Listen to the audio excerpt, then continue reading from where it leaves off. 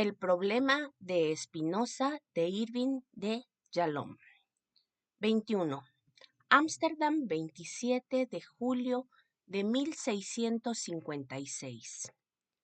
A 2 manzanas de la sinagoga Talmud Torah, Bento, con la ayuda de Dirk, su condiscípulo en la Academia de Van den Enden, metió los 14 volúmenes de su biblioteca en una caja grande de madera y desmanteló luego la cama de 4 postes de la familia Espinosa. Luego cargaron entre los dos la cama y los libros en una barca en el canal de Nijmegen para llevarlos a casa de Van den Enden, donde viviría temporalmente Benton. Dirk escoltó los bienes de Bento en la barca mientras éste se quedaba atrás para encargarse de meter el resto de sus posesiones. 2 pantalones, unos zapatos con hebillas de bronce, 3 camisas, 2 cuellos blancos, ropa interior, una pipa y tabaco, en una bolsa que llevaría él mismo hasta la casa de Van den Enden. La bolsa pesaba poco, y Bento se felicitó por tener tan pocas posesiones. Si no fuese por la cama y los libros, había podido vivir completamente sin trabas como un nómada. Tras echar un vistazo final a la habitación, Bento recogió su navaja barbera, jabón, toalla y luego localizó en una estantería alta su tefilín. No los había tocado desde el día de la muerte de su padre. Cogió las 2 pequeñas cajas de cuero con sus correas y las sopesó suavemente. Quizás pensó por última vez, qué extraños objetos. Y también era extraño, consideró cómo le repelían y le atraían al mismo tiempo. Alzó las cajas y examinó cada una de ellas. En la caja Yad, para el brazo, había una correa larga. Las cajas contenían versículos de las Sagradas Escrituras escritos en pergamino. Y por supuesto, todo. El cuero del que se había hecho las cajas, los tendones utilizados para coserlas, el pergamino, las correas, procedían de animales kosher. Afloró en su mente un recuerdo de 15 años atrás. Había observado muchas veces de niño, con una insaciable curiosidad, cómo su padre se había puesto su talit y empezaba a ponerse los tefilín antes del desayuno, algo que su padre había hecho todas las mañanas de los días de trabajo durante toda su vida. Los tefilín nunca se utilizaban en el sabbat. Un día su padre se había vuelto hacia él y le había dicho: «¿Quieres saber lo que estoy haciendo, verdad?» «Sí», había contestado Bento. En esto, como en todas las cosas, le había dicho su padre: «Sigo la Torá. Las palabras del Deuteronomio nos instruyen. Los atarás como señal sobre tu brazo y serán un recordatorio entre tus ojos». Unos días después, su padre llegó a casa con un regalo, los mismos tefilín que Bento tenía ahora en la mano. «Esto es para ti, Baruch, pero no para hoy. Los guardarás hasta que tengas 12 años, y entonces, unas cuantas semanas antes de tu Bar Mitzvah, tú y yo empezaremos a ponernos los tefilín juntos». Tan emocionado estaba Bento ante la perspectiva de ponerse los tefilín con su padre y con tanta frecuencia le hacía preguntas sobre el procedimiento exacto, que al cabo de unos días su padre accedió. Hoy, solo por esta vez haremos un ensayo y luego, después de eso, guardaremos los tefilín hasta que llegue el momento. ¿De acuerdo? Bento asistió vehementemente. «Practicaremos juntos», continuó su padre. «Haz exactamente lo que hago yo. Coloca la caja del Yad en la parte de arriba del brazo izquierdo mirando al corazón. Luego, Enrolla 7 veces en el brazo las correas hasta acabar en la muñeca. Mira, obsérvame.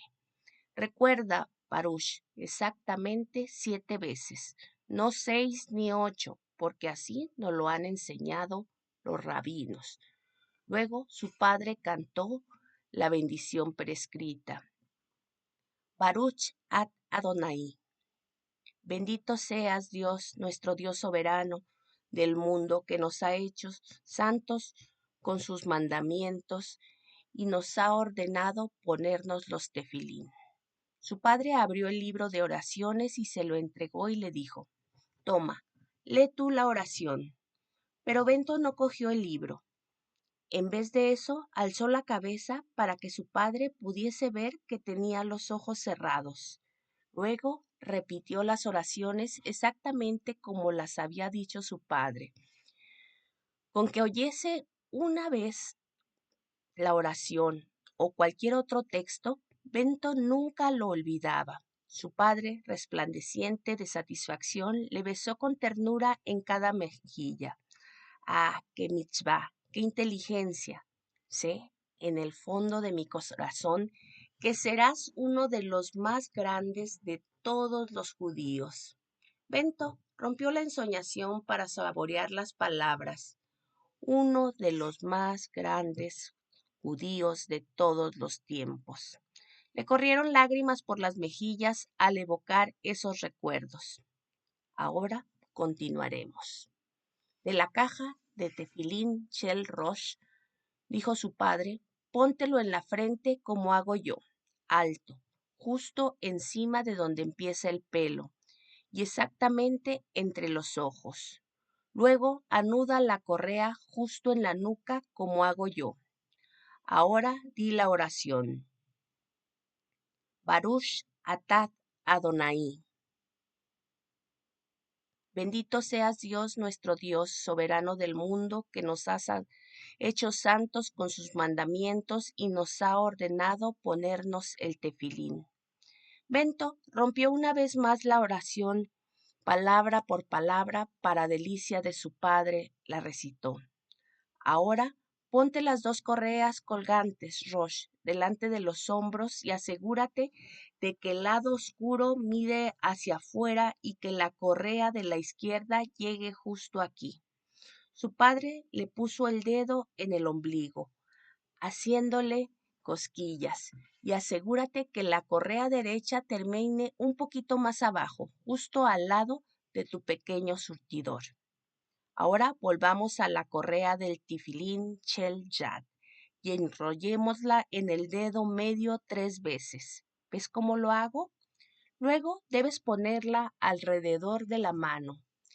¿Ves que hace la forma de la letra Shin alrededor del dedo medio? Ya sé que es difícil de ver. ¿Qué significa Shin? Bento indicó con la cabeza que no sabía. Shin es la primera letra del Shaddai, omnipotente. Bento recordaba que había sentido una tranquilidad insólita al enrollar las correas de cuero en la cabeza y en los brazos. La sensación de confinamiento, las ataduras le complacían enormemente y se sentía casi fundido con su padre, que llevaba enrolladas las correas del mismo modo. Su padre dio por terminada la lección. Bento, sé que no olvidarás cada uno de estos pasos, pero debes resistir el deseo de ponerte los tefilín hasta los ensayos que tendrás que hacer antes de tu Bar Mishvah. Luego, después de tu Bar Mishvah, podrás ponerte los tefilín cada mañana durante el resto de tu vida, menos en el Sabbat y las festividades. Eso es, su padre lo besó en las mejillas, lo mismo que yo, lo mismo que todos los judíos. Bento permitió que la imagen de su padre se disolviese. Volvió al presente, miró fijamente las extrañas cajitas y por un instante sintió dolor por no volver nunca a ponerse el tefilín, no volver nunca a sentir la agradable sensación de vinculación y confinamiento. ¿Estaba actuando deshonestamente al no obedecer el deseo de su padre? Negó con la cabeza. Su padre, bendito sea su nombre, había vivido en una época dominada por la superstición.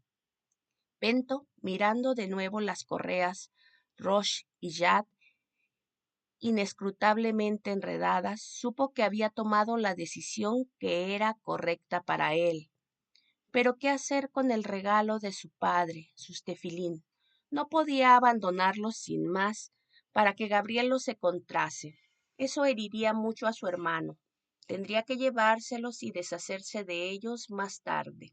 De momento, colocó las cajitas en su bolsa al lado de la navaja de afeitar y del jabón, y luego se sentó a escribir una larga y cariñosa carta a Gabriel. Cuando iba por la mitad de ella, comprendió su locura. Por entonces, Gabriel, junto con toda la congregación, tendrían prohibido por el Jerem leer cualquier cosa que les hubiese escrito. No queriendo causar más dolor a su hermano, rompió su carta y redactó rápidamente una nota que contenía unas cuantas líneas de información básica que colocó en la mesa de la cocina. Gabriel, las últimas palabras, por desgracia. Me he llevado la cama que me dejó padre en su testamento, junto con mi ropa, jabón y libros. Todo lo demás te lo dejo a ti, incluso todo nuestro negocio, que es poca cosa. Bento sabía que la barca que llevaba su cama y sus libros, con todas las paradas que debía hacer a lo largo del trayecto, tardaría 2 horas en llegar a la casa de Van den Enden. Él podía recorrer la distancia a pie en media hora. Así que tenía tiempo para dar un último paseo por las calles del barrio judío donde había transcurrido toda su vida. Dejó la bolsa y se puso en marcha con razonable tranquilidad, a paso vivo, pero no tardó en sentirse agobiado por aquellas calles misteriosamente silenciosas que le recordaban que casi todas las personas que conocía estaban en aquel momento en la sinagoga escuchando a Rabí Morteira maldecir el nombre de Baruch Espinosa y ordenándole apartarse de él para siempre. Bento se imaginó la escena si hubiese dado a Bento se imaginó la escena si hubiese dado aquel paseo al día siguiente. Todas las miradas le habrían evitado y las gentes se apartarían de él como si dejasen paso a un leproso. Aunque llevaba meses preparándose para aquel momento, se sintió inesperadamente sobrecogido por el dolor que le recorría, el dolor del desamparo, de estar perdido, de saber que nunca volvería a recorrer aquellas calles de su juventud cargadas de recuerdos, las calles de Gabriel y de Rebeca y de todos sus vecinos y amigos de infancia, las calles que había recorrido en otros tiempos aquellos seres queridos que ya no recorrían ninguna calle de este mundo, su padre y su madre, Miguel y Ana, su madrastra, Esther y su hermano y su hermana muertos, Isaac y Miriam. Bento pasó delante de una pequeña hilera de tiendas. Aquellas calles eran su última conexión tangible con los muertos. Ellos y él las habían recorrido. Sus ojos se habían posado en el mismo escenario, la carnicería kosher de Mendoza, la panadería de Manuel, los puestos de arenques de Simón. Paró a partir de, pero a partir de conexiones, pero a partir de entonces la conexión estaría rota. Jamás vería ya nada que hubiese visto también su padre, su madre y su madrastra muertos. Soledad. Nunca la había sentido como la sentía ahora. Casi instantáneamente se dio cuenta de que surgía en su mente un sentimiento opuesto. Libertad, susurró para sí. Qué interesante. No había deseado aquel pensamiento. Había surgido para desplazar el dolor de la soledad. Era como si su mente se esforzase automáticamente por establecer el equilibrio.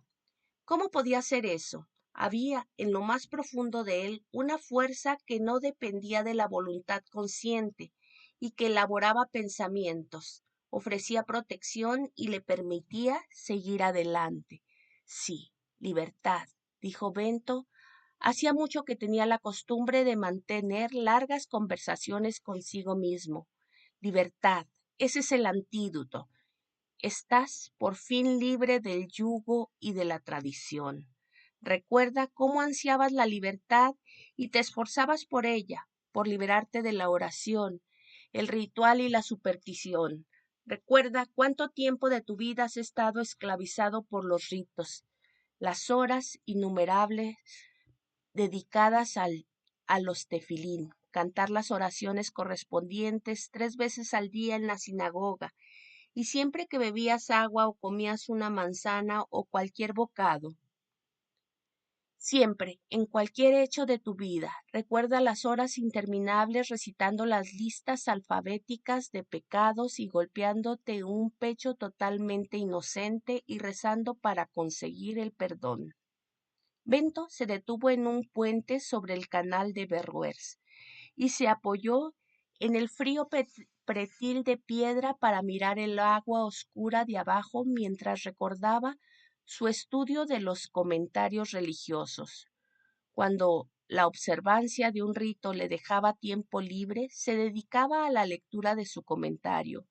Día tras día, noche tras noche, durante horas sin fin, había considerado las palabras, banales unas, brillantes otras, de vastos ejércitos de estudiosos que habían consagrado sus vidas enteras a escribir sobre el sentido y las implicaciones de las palabras de Dios en las Escrituras, así como la justificación y las implicaciones de los 613 mitzvot, mandamientos prescritos, que controlaban todos los aspectos de la vida judía.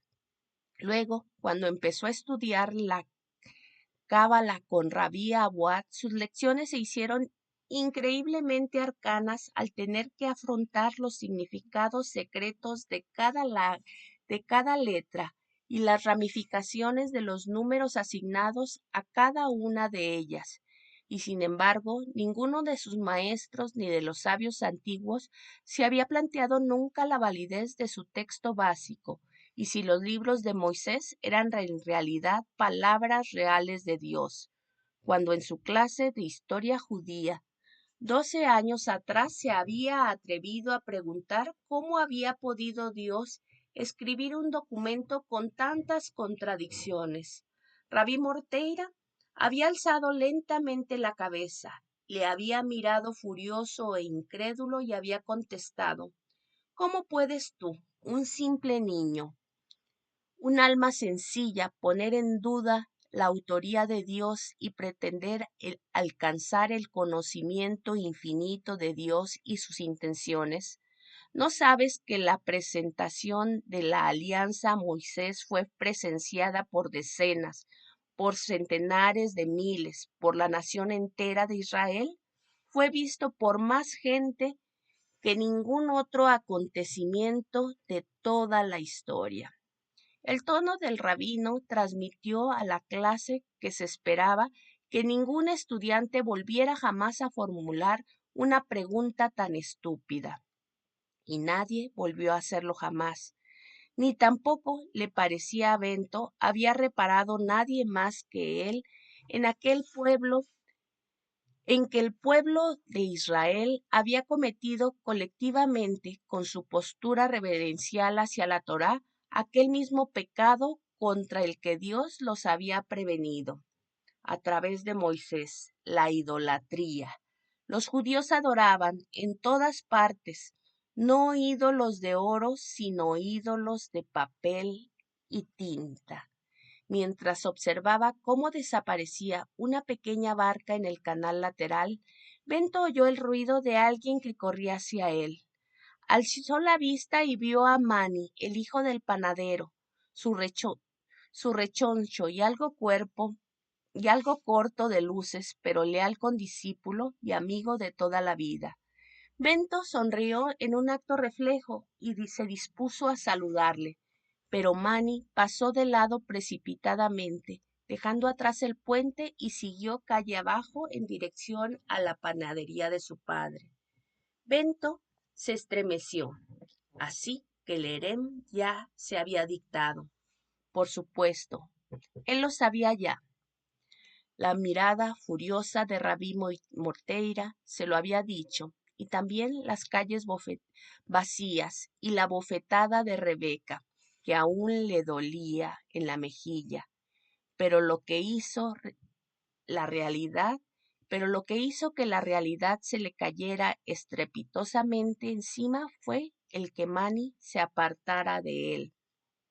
Tragó saliva y pensó, mucho mejor así. Me fuerzan a hacer algo que yo no habría hecho por decisión propia. Temía el escándalo, pero puesto que ellos lo quieren así, sigo alegremente por este camino que se me abre. Ya no soy un judío, murmuró Bento, y escuchó el sonido de las palabras. Lo repitió una y otra vez. Ya no soy un judío. Ya no soy un judío. Ya no soy un judío. Se estremeció. La vida parecía fría y sin hogar, pero la vida le había parecido fría siempre desde que había muerto su padre y su madrastra. A partir de aquel día no era ya un judío. Quizás ahora, como judío excomulgado, pudiese pensar y escribir como deseaba, intercambiar ideas con los gentiles. Varios meses antes, Bento había prometido silenciosamente vivir una vida de beatitud, de sinceridad y amor. Ahora, como no judío, podría vivir más pacíficamente. Los judíos siempre habían sostenido que las ideas verdaderas y el plan de vida verdadero a los que se llegase por la razón, en vez de por los textos mosaicos proféticos, eran incompatibles con el camino de la beatitud. Clamar contra la razón no tenía ningún sentido para Bento, así que ahora que era un no judío, no debería poder vivir una vida de razón. Cuando salía del puente, Bento pensó de pronto, ¿qué soy yo? Si no soy un judío, ¿qué soy entonces? Buscó en el bolsillo el cuaderno que siempre llevaba encima, el mismo cuaderno en el que Van den Enden le había visto escribir su primer encuentro. Girando a la derecha por la calle pequeña, se sentó al borde del canal y buscó una respuesta entre los comentarios escritos de los últimos 2 años, deteniéndose a releer los que estimulaban su resolución. Si estoy entre hombres que no están de acuerdo en absoluto con mi naturaleza, difícilmente seré capaz de acomodarme a ellos sin cambiar notablemente yo mismo. El hombre libre que vive entre ignorantes se esfuerza cuanto puede por evitar sus favores. Un hombre libre actúa honestamente, no engañándose. Los hombres libres son verdaderamente útiles los unos a los otros y pueden crear amistades auténticas.